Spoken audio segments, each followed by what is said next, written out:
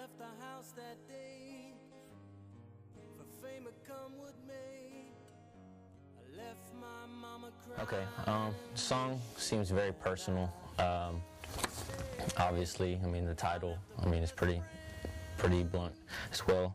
But who, if anybody, are you trying to connect with in the song? Yourself, you know, the individuals you talk about in the song, or a bigger audience? Who you're trying to connect with? The connection, I think, is more or less with an imaginary me.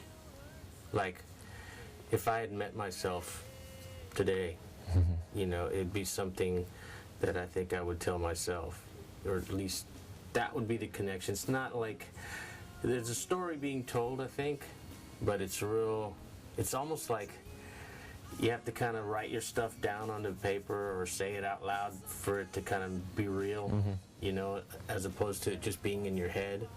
So all that stuff, all the details and just things that are in the song or in the lyrics of the song had to be sort of formulated, so that way when I hear it, I can kind of journey back, you know, point by point. And then there's this, there was a whole history before that as well, but it really kind of starts with an indelible line in my career, if you want to call it that,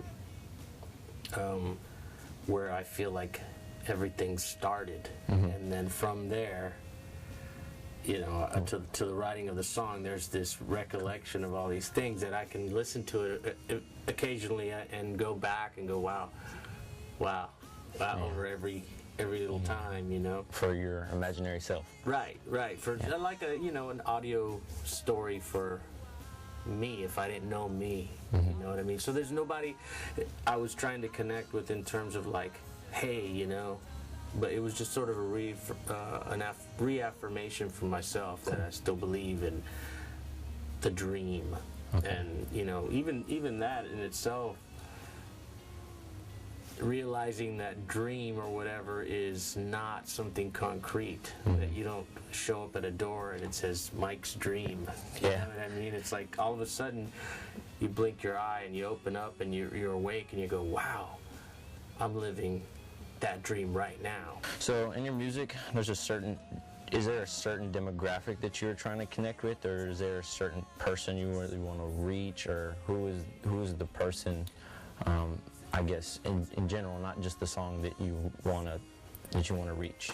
Oddly enough, I've always considered my music to be, and this doesn't mean to, well, I guess it would. I've always considered it to be a loner's music. You know,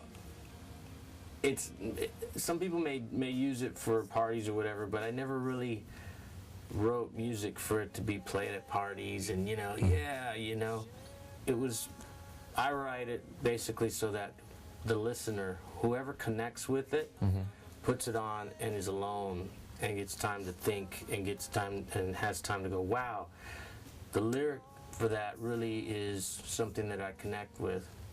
Music, I love listening to the music. And you write a medium for someone else, in other words, for them to experience their own perception of what their world's about. So I tend to write for one person, and that is the person that resonates with the song, you know. Perfect. The message of the song. I mean, obviously it's about a dream, you know. You're trying to recollect for yourself, but if you have a message for someone that's listening to it, what are you wanting to tell them? Well, the title itself, like I said earlier, kind of is a reaffirmation of, you know, not letting you forget why you do the things you do. And it also is a kind of a line in the sand. Are you happy doing what you do? Do you believe in something? Do you believe that you're going to get somewhere or get something from what it is that you're doing? Because I think, and I can speak from experience, there was a time when I was not making music. You know, I was doing other jobs,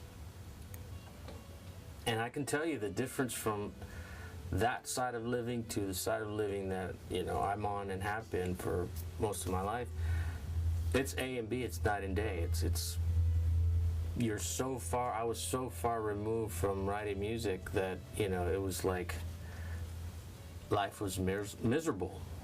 And I didn't even know it. I just knew that something was missing, and oddly enough, it happened to be right there in front of my face. But I still believe really is just an affirmation to myself, not as a, hey, don't forget, but you know what? After all this time, after everything that's happened, that happens, that will happen, something keeps me going. It's like almost like a carrot, you know, and it's like I end up at this point, you know, and then, you know, a good example would be, you know, friends that come up and they're like, man, you know, you've been playing forever. And I'm like, really? Forever doesn't register with me.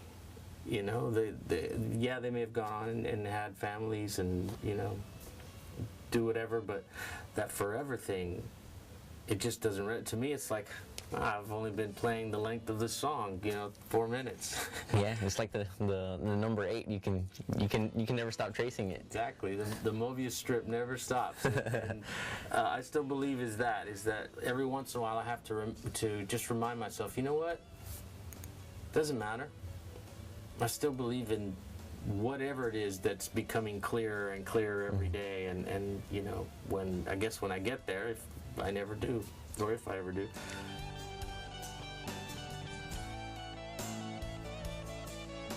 I left the house that day for fame or come what may. Describe that step in your life and the decision that wrote that line. Yeah, that is a literal thought, an action and a thought, actually. The lyric comes from, at the time we had a group, and the opportunity came for us to sort of move forward, right? But we had to move away. It wasn't like I was going away to college where, you know, There was a like objective. in 4 years, guess what? You know, in 4 years you're going to graduate, and then you're going to go off and you're going to get a job, and you know you've got a dorm to go to. It wasn't like that. It was just like, you know, I'm going to take off to Los Angeles, and who knows? You might fall off the edge. You know, you might die of starvation. I don't know, hunger. You might get caught in the San Andreas fall. Right, exactly. So there was no clear objective other than you're going to Los Angeles, you can do some recording, and you know, we'll see what happens. And that I left the house that day was the day that, you know, I started that journey. So I'm gone, I'm taking off. And that day, that particular day was, you know, everybody knows that you're leaving, so they come and say bye. And, you know, as I'm driving off, you know, I'm looking at everybody in my life just kind of, you know, closing in and moving into Almost the next animated, scene. huh? Yeah. I left the house that day for fame or come what may. That was the intention, or at least the objective, if you want to call it at that point. It's like, all right, well, we're going to start the career now. Okay. Describe the abyss of being lost and then finding your way out. Because I mean, you talk about, you know, I found my best friend, I found my family and whatnot. Describe, I guess, the abyss and then your way out. Yeah, well, you know, I don't think you're ever out of the abyss. You know, it's like, you know, one level of the abyss, and you get to this one other section, and then there you look up and you're like, man, It's more dark. I've moved maybe about an inch, but at least I'm moving upward. The person down below said there's supposed to be a light here. Right. That light is a firefly. You know, it's like, yeah, but that particular moment, I mean, it's weird, man.